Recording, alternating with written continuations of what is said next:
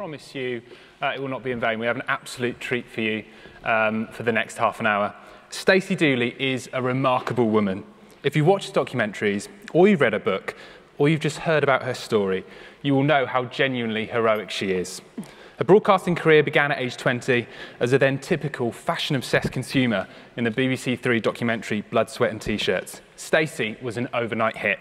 So much so that she was given her own show by the channel, Stacey Dooley Investigates. And it has been this that has allowed her to call BBC Three her spiritual home to this day, 10 years later, as it reached its 11th series in February of this year.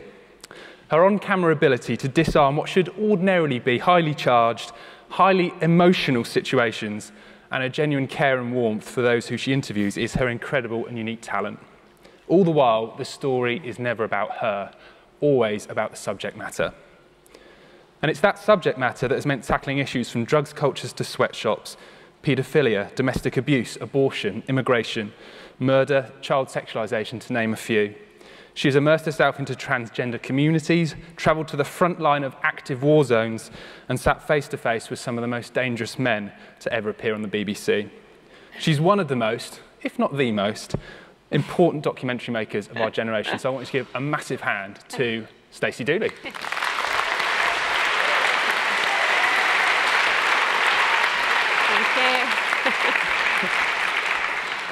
What a welcome. That's Thank all right. you ever so much. Thank you. Nice to see you. Nice to see you. Thanks, thanks for having us. So you're always busy. Always busy. But I'd be moaning more if I weren't. So I can't really grumble. And you're all over the place. So, you know, one minute you're in northern Iraq. Yes. You know, the next minute you're doing innuendo bingo with, you know, Scott and that sort of stuff. Yeah. What's a typical life in the day of Stacey Dooley like? It is quite varied. It's funny, as you say, you know, sometimes I suppose I'm at my happiest when I'm doing the current affairs-y issues, you know. I suppose that's where I really thrive, and I feel like I'm delighted with what we're making. So typically I'll be doing a couple of documentaries at the same time. So for example, I've just come back from Indonesia a couple of days ago. Yeah. It's for BBC One, new series about sustainability within fashion. But alongside that, we're doing bits for CBBC. So sort of kind of, yeah, it's a bit more chilled, more sort of escapism. We're talking about, you know, kids making sure that they don't kill their pets. So it's varied, you know, it's really random, and I think you have to have that sort of, that light and shade, otherwise you'd be sort of sliding down the walls. Well, so yeah, mixed bag. Well, let's talk about that then, because it's, you know, you go into these incredibly faraway places to talk to people going through all sorts of stuff. And, you know, is it that you can get there and you sort of turn it on and turn it off when you come back? I mean, how do you sort of deal with all these things? Yeah, lots of people often ask this. I mean, it's difficult, so I try not to take it home with me. You know, but at the same time, what they're telling you is so frightening and so harrowing and so unbelievable. And often, you know, they're in that situation, it's totally circumstantial, it's nothing to do with them, sort of wrong place, wrong timing, just bad luck, and your heart goes out to them. So I'm making a documentary at the minute, actually. I've been back and forth to Blackpool, and it's about homelessness, youth homelessness, and it's for children in need. And this lad is just a complete trooper, like an utter star. He's got a little job, he's holding it down at Domino's, he doesn't smoke, he doesn't drink, he doesn't do drugs. He kind of breaks all the kind of traditional stereotypes, but he's just not got a home. And things are really, really tough. And I left him on the Monday, went to work yesterday in Bristol on the Tuesday, and I was just thinking about him today, coming up on the train, thinking, oh, I wonder how he is. So it's hard to kind of, you know, keep that distance, but I think you have to be mindful that you've got to keep yourself sort of reasonably healthy as well. And I guess you're there as well, wherever, when you went to talk to these Yazidi women, you're there primarily to make this documentary, you've got the exec on the phone back at London saying, oh, where's the stuff? And you're sort of trying to do that and ask the right questions, but, you know, they're telling you these incredible things, so there's that really fine balance, I guess. Yeah, it's tricky to get right. You're absolutely spot on. So you'll have the exec in London, you know, in Islington, kind of up a street going, you know, we really need kind of a journey, you know, we need kind of, we need, where's the narrative? Where's that arc? And you think, well, you know, this girl's breaking her heart and she needs time.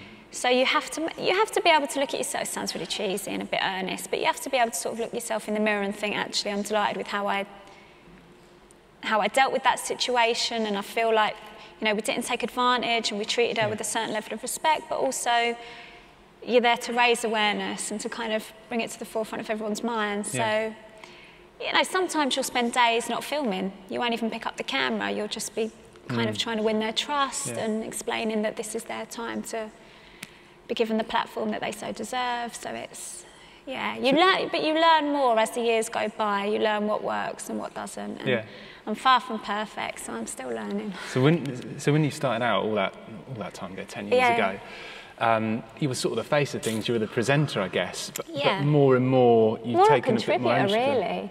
Really? I was more a contributor. I sort of, editorially, I had no idea how it all worked. And, you know, the BBC, I remember when I started making these documentaries, everyone was always talking about Ed Pole, Ed Pole, Ed Pole. And I thought he was a man, Ed Pole. Yeah.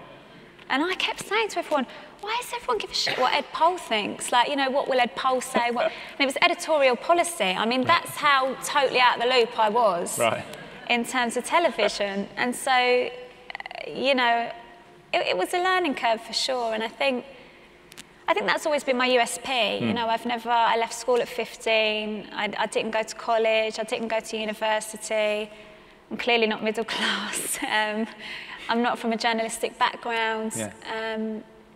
But I remember a long time ago a guy saying to me, you know, don't feel like you've got to kind of conform or you've got to behave in a certain way. And it's the best piece of advice I've ever been given, because I think that's why I've continued to be so fortunate and have the work. Yeah. And you write in the book, when you did Girls Behind Bars in the US, you talked about, you know, middle-aged, middle-class men who were sort of saying, once you get past the accent with her, you know, she's a bit, you know, once you get past that, worked in a perfume shop, that was mentioned a few times. Did you ever feel maybe more at that point than you would now, that actually just conforming and being like a proper documentary maker would be the easier thing to do? I think it's tempting, for sure. You know, you look around and everyone speaks the same, they behave in the same way, they're from the same areas. But it would have been hugely insincere, and it just, you know, you get caught out very quickly. It's interesting that, I mean, I do think we've made progress in certain areas, but essentially there's still this problem of television and media not being diverse enough. You know, I won't kind of go into too many details, but actually a couple of months ago, I did a phone interview for a sort of fairly highbrow station, and the producer said to me before we started, she said, oh, you know, we're not kind of pandering to people's prejudices, but if you could just sort of pronounce your T's as much as you can, and you know, essentially, can you speak as posh as you can bear? I sat the ump, and I just said to her, you know, I said, I don't know why you've asked me on, because you know how, you know, you asked me as well. What the bloody hell are you asking me for? So I did it, and then I said, don't ring again. Do you, and I guess that's a good point, you know, when you look at Louis Theroux, been on the stage before. I love Louis, he's amazing. He's such a great, great man as well. And, you know, we all look up to him. He's kind of like our Attenborough, if you like. And but he's a bloke, he's pretty middle class. Yes. You look at people like Nick Broomfield, you know, proper documentary maker. Nick as well, he's very otherworldly. Is he? Yeah, really nice man, but I don't know if he was in the room. It was bit of him. He's very LA, I think, now. Was he? He's very nice, very nice. But who are your sort of heroes that you look up to then? Or is it all right to look up to people like that? I think it is. Yeah, I mean, I love Louis. Yeah. You know, I met him actually. It's one of those embarrassing moments. You know, when you meet your hero, that's when you meet your hero. He's incredibly generous with his time and his advice. I met him at BAFTA actually, and I said, oh, there's Louis. And Emma, this girl I was with, she went, oh, let me introduce you. She's very TV. Let me introduce you. I said, no, don't you fucking dare. I said, I just want to stay over here. And, you know, you feel your neck kind of rashing up. And I was thinking, oh, God, this is really awful. But, yeah, he's certainly, you know, one of my heroes. Orla Gurin, I think, is amazing. There aren't enough women making documentaries, certainly not the kinds of documentaries that I love. Yeah.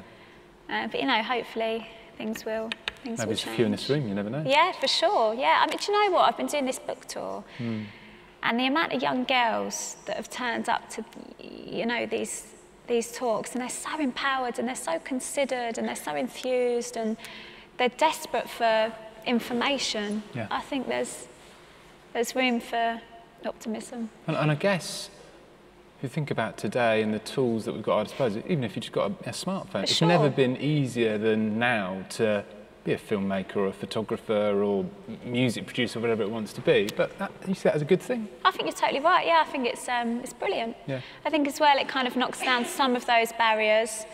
You know, you don't need lots of money, or you don't need to be studying in certain areas. If you've got something to say and you're quite charismatic and, you know, you're opinionated, you can sit in your bedroom and blog about things that you find interesting. Yeah. That's the great thing about, you know, Instagram and apps like this. You know, it gives young girls, they can be very entrepreneurial, and, you know, they can kind of become their own boss, they can make lots of money, they can choose their brands.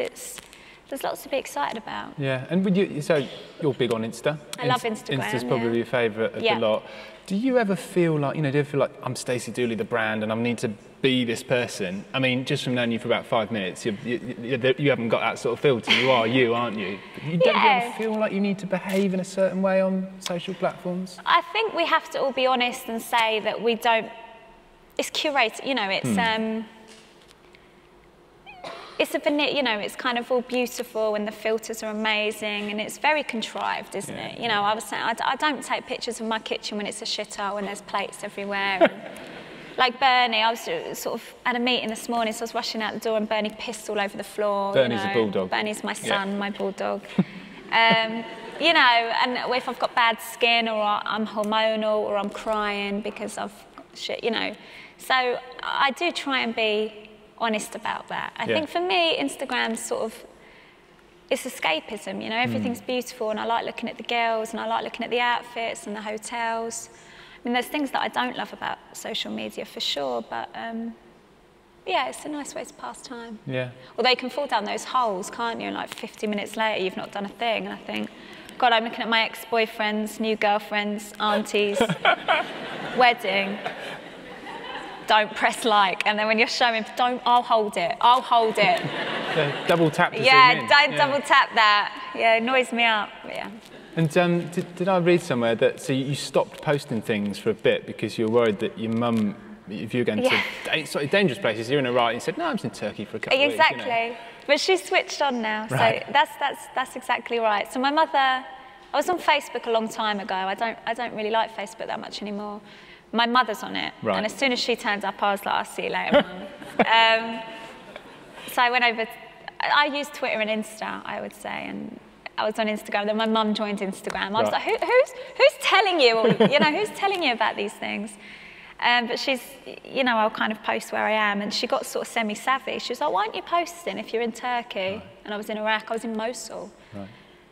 And I said, I don't know why I'm not posting. So now I take a couple of pictures when I'm at the airport and then post them. Nice. Yeah, good idea. Very good.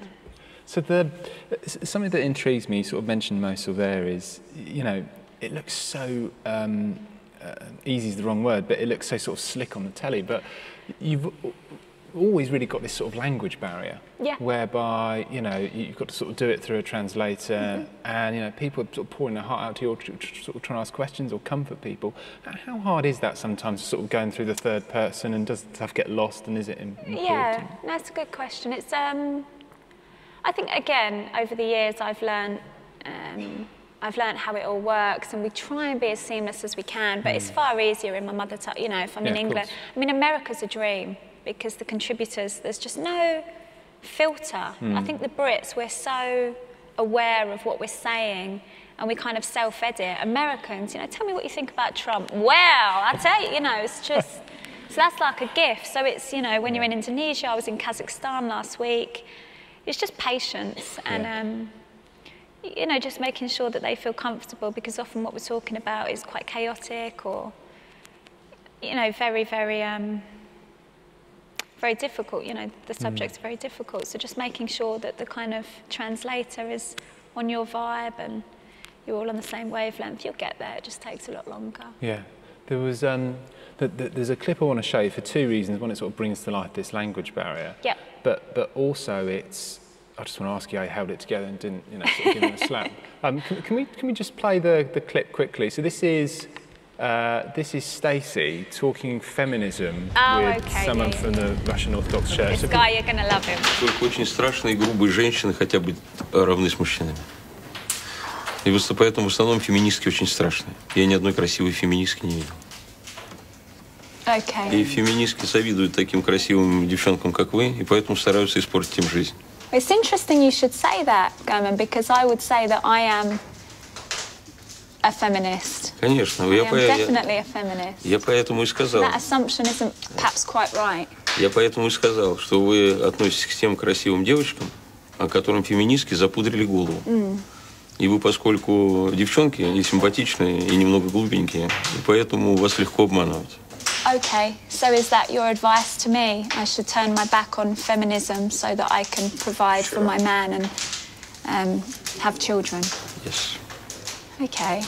И я от всего сердца желаю вам мужа, который будет для вас господином и хозяином, а вы будете его рабой и любящей женой. Well, thank you for the advice, but also I can't live off fresh air, so I need to work. I mean, how did you not? I just... Game face there. Do you know what, though? I knew what was coming because I'd researched him. He is...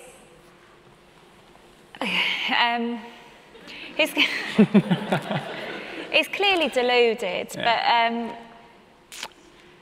do you know, it's difficult because you're desperate not to give these lunatics a platform. But on the other hand, this is what Russian women are up against. You know, lots of men believe in Russia that women are second-class citizens. I think that's factually accurate. And so I do think we need to show an element of that kind of obscure mentality.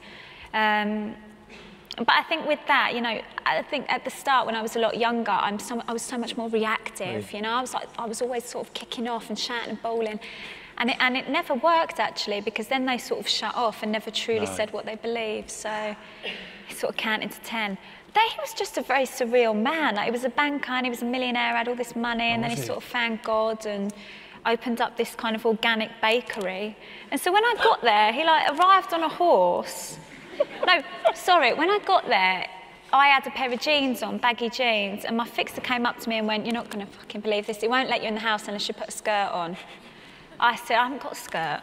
So like, he came with this long skirt. It was just horrendous. So I had the skirt over the jeans. And then he came on a horse and was like, I've begged you bread. We must eat the bread. I thought, I'm not eating anything that's come from your house. You probably got, I don't know what's in it. So the big baggy jeans had turnips. So I was like picking bits of the bread and putting the bread in the turnips. And then I could finish that interview. I had like a loaf of bread in my right turnip, and I thought, fucking bread. Yeah. Nice guy. What a gent. One of the better ones. You what do you sort of? I mean, critics are one thing. So people that write stuff in newspapers are sort of one thing, sort of what they're paid to do. Yep. But the you know, the everyday person, the trolling stuff. Yep. You know, someone can come at you on Twitter or something. It's sort of slightly different. How do you feel, and how do you sort of respond to that? Yeah. And does it happen, I guess? You know, for sure, yeah, without question. And interestingly, I mean, I suppose I'd prefer this. I've never wanted to be vanilla. So I would much rather people either are into what I'm doing or can't stand me. That doesn't fuss me too much. Yeah. But it's, you know, when you're young, so I started when I was 20, so you're still quite impressionable. And when I was young, you know, people used to say really unkind things. So they'd talk about, you know, my accent or my upbringing or, you know, what I look like, my appearance, you know, everything. They sort of tear you to pieces. And you would be desperate to kind of right their wrongs and say, no, that's not quite right, I didn't mean this. And you feel like you've got to justify yourself all the time to Bill in Blackburn, who doesn't know you and will never meet you. And the older you get, you know, you mature and you realise that you only really care about those that have met you and had a conversation with you, and, you know, they're then in a position to be able to sort of pass judgment. But you're just, it doesn't matter how you behave or the way you carry yourself or how you conduct yourself. Some people will like you and some people will think you're a dick, and that's fine. Yeah, there's a lovely bit in the book on trolling. You say, I just feel... What did I say in that book? Well, you're going to find out now.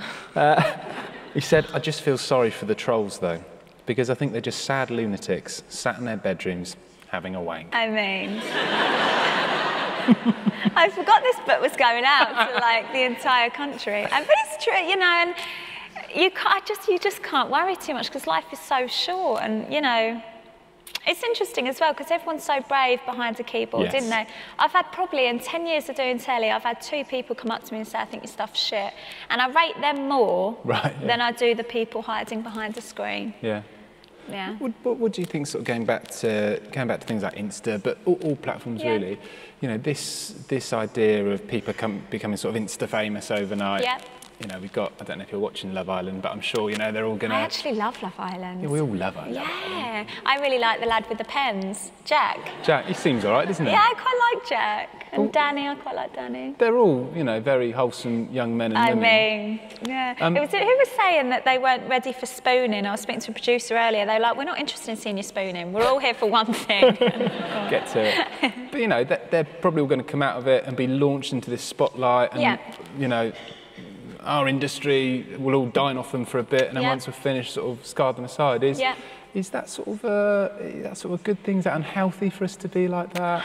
I think they're all grown adults, and I think they know what they're signing up for. Yes.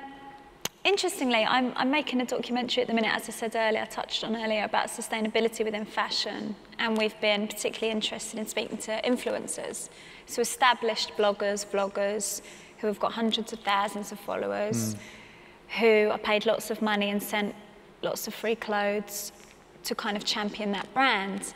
And I can't be a hypocrite because I've been sent things in the past and I follow these girls and I always like them. And it's not about demonising them in any way. I actually feel very happy for them that they've carved themselves out a career.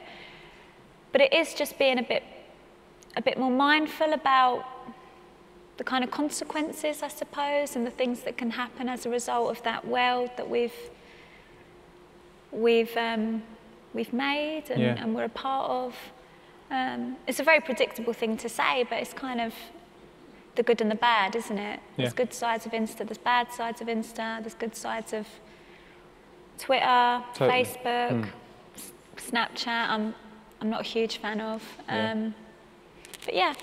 I should say as well, just while we're going, we're going to do some questions at the end. So if you've got a question for Stacey, if you can tag it with hashtag IAB Engage, and Caroline is going to have a sort through, and we've got a couple of minutes left, and we'll pick the 3 best, if that sounds all right. Yeah, of course. Yeah, lovely. The other thing that sort of fascinates me is, you know, you might go somewhere for, you know, a couple of weeks, do this thing, and then you've got this sort of this skill in trying to take all of that stuff that you get and put it into this 30 or 60-second show. And you've got to make loads of decisions about what you keep out, what you put in. Are you doing sort of more of that? You've got more ownership of that sort of thing now, rather than just turn up, do the bit, and then... Certainly, yeah. At the start, you know, the first few years, I was very much contributor/presenter, so I turned up on location, wasn't involved with the recce, with the assistant producing, none of that. Did the interviews, and then left and wasn't involved in the edit. Now, I assistant produce most of my own stuff, so I recce, I kind of find who I want to speak to. I'm involved editorially, I kind of am back and forth throughout the entire process, and I much prefer that. I think it makes you a better presenter. I've still got a long way to go, but I shoot some stuff now, and I'm more across things. And you know, in our world, the sort of lines between what's telly and what's online and what's digital, I mean, they're all blurred sort of now, blurred. isn't it? Especially BBC Three, you know, it went from Absolutely. a broadcast telly thing to something that's online. And of course, the world outside of that is Apple and Facebook and Amazon and Netflix are all getting into this space. Are you sort of BBC Three girl for life, or could you ever see yourself doing something else? I mean, my heart, you know, my loyalties lie with BBC Three. It's like a perfect fit as well, I think, isn't it? I've never kind of made a secret about that. They kind of took such a huge risk, you know. And Danny Cohen particularly, he was in charge of BBC Three at the time, just a great, decent gent, you know, kind of saw something and was brave enough to think, actually, let's just try this. And it wasn't an obvious fit in any way, shape or form. So Three, you know, has my heart, but One, you know, I'm pally with One, and I'm doing lots for One this year. I think it's a kind of an obvious transition, sort of natural progression. Yeah. But yeah, I mean, you can't assume, can you, that you'll still be around? That's why I'm learning to do everything. So I think, you know, you can't ever take for granted that you're going to be on the telly the whole time. Totally. So. Who's your biggest critic? You know, the ones that you do listen to. My biggest critic, so people that have said awful stuff in the past. People, probably more people that, you know, kind of friends or close people who say, yeah, I thought that was all right, but, you know, people you listen to, people you respect. Yes, okay, yeah. My mother. Yeah. My boyfriend, Sam. I looked to Danny Cohen for, you know, if I had a real kind of, I don't know what to do, I would message him. I've got a brilliant agent. My boss at 3, Damien, I really respect his opinion.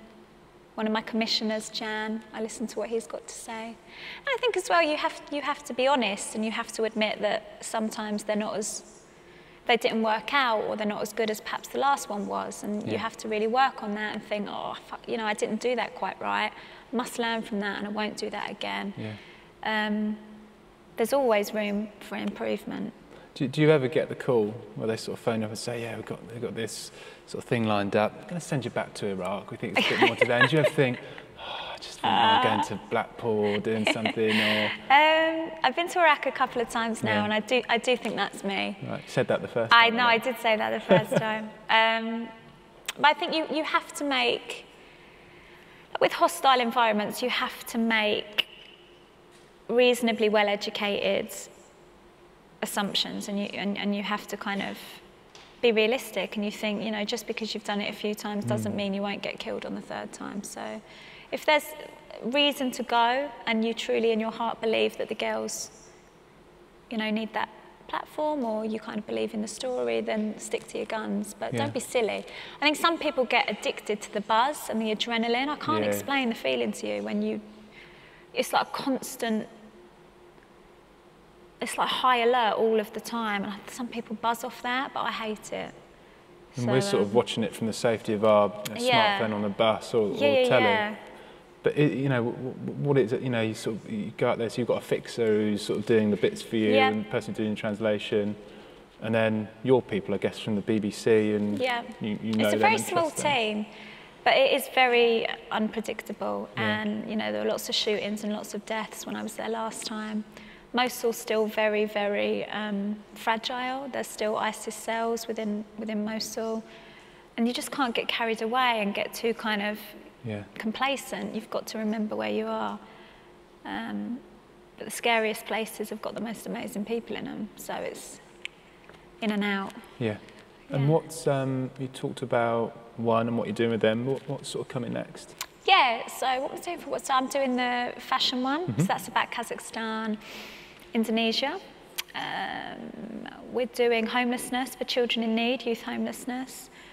I've got a busy end of the year. I'm doing about a family, an arms dealer family in America for 3. There's a far right Canadian woman that I'm going to be spending some time with. She's always on YouTube and Facebook. She's actually very articulate, and she's very charismatic, as they often are. So the 2 of us, that will be an interesting combination. Yeah. Nice. Yeah. And you're going to have a holiday at some point? I am, yeah. I've got 5 days off the end of this month. I'm delighted. A joy. I know, I can't wait. I'll be on Insta the whole time. Have we got any pressing questions, Caroline? Have we? Right, let's have a look at these. What a potluck this is going to be. Right, let's see. Okay, question 1.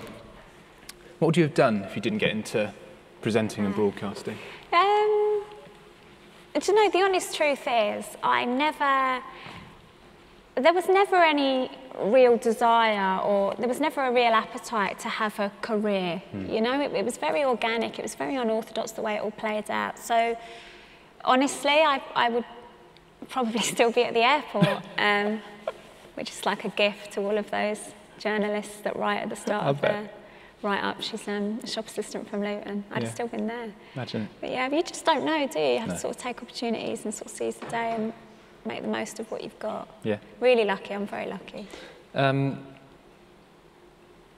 What global issue hasn't been documented enough already? Oof. What's the stuff that's important to you that you don't think gets enough? The Yazidi Girls.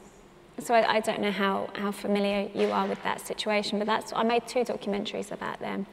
And essentially in sort of 2014, ISIS took over an area called Sinjar, kind of rounded up all the Yazidi women, killed all the Yazidi men, and systematically raped and abused the women for years. And, you know, rightly so, there was absolute global outrage when the Nigerian girls were taken, you know, save our girls, bring back our girls, and I was so behind that. But the Yazidi girls never felt that support, or that there was no sense of urgency, and I found that really devastating. Interestingly as well, it's probably worthwhile saying here, I made a documentary in the Philippines, 2 of those as well, about paedophilia. It ended up being about paedophilia, but you know, a lot of the Western men were using Facebook to reach out to these young Filipino girls, and not just Facebook, you know, other platforms as well. And I think we have to be really across that and kind of be mindful of that. And I think, you know, those in senior positions have to be aware that there's huge responsibility on their part to make sure people who are less fortunate than us are protected. So that kind of surprises me that wasn't as covered either. I think because we've always kind of associated that with Thailand. It's kind of moved across, and we have to move with it. Okay. We've got about a minute left, and we do a fortnightly podcast. Yes. And at the end of the podcast, we always ask someone 10 quick-fire questions in 60 seconds. Will we do it here? We're going to do it right now. Okay. We don't have a clock, so we could cheat a bit. But if we try and do it in 60 seconds, someone shout if we've had more than 60 seconds. Question number 1. What advice would you give your 21-year-old self? Stick to your guns and don't conform. The last thing you liked on Instagram? Probably like a picture. I'm so sorry. Let me just think. I'm obsessed with this girl called Lucy Williams. It was probably one of her photos. Okay. Favourite emoji? The girl in the salsa dress. Make and model of your first mobile phone? Nokia 6210. Boom. The thin, rectangular-shaped coconut-flavoured biscuit with rounded bumps on the edges and a light covering and scattering of large sugar crystals. Exactly which one do you mean? Nice or nice? Nice. Okay. Split opinion probably on that one. Who would play you in a biopic of yourself? You